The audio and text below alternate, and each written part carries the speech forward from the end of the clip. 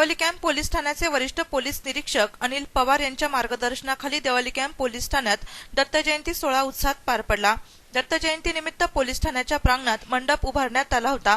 मंदिर विविध फुलांनी सजवले होते, तर मंदिरावर विद्युत रोषणाई करण्यात आली होती। गाभाऱ्यात साईबाबा, श्री दत्त आणि बजरंग बलीच्या मूर्त्या आहेत। त्यांची महिला पोलीस उपनिरीक्षक जयश्री सरोदे यांनी आपले पती गणेश यांच्यासह पंचामृताने स्नान घालून पूजा केली आणि महाअभिषेक केला।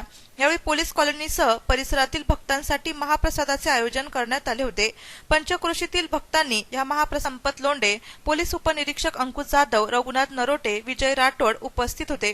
कार्यक्रम यशस्वी करण्यासाठी हवालदार कृष्णा चव्हाण, सुनील डावरे, विशाल साळुंके, मनोज अहिरे, प्रशांत डांगळे, अनिल पवार, सुदाम धाडे यांनी परिश्रम घेतले।